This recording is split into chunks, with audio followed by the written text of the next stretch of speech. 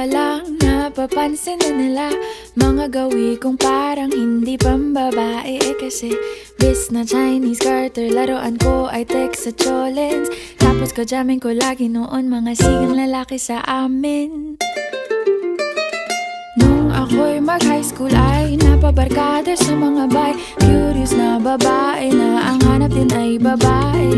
Sa halip na makeup kit, bit-bit ko ay gitara.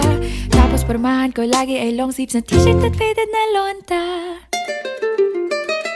Pero noong makilala kita, nagbagong bigla ang aking timpla. Natutuwa ko na magpariban at mag-ahit ng kilay at least once a month. Hindi ko alam kung anong meron ka na sa akin ay nagpalambot ng bigla. Sinong mag-aakalang lalaki pala ang bibiyag sa tulad kong tigreng gala.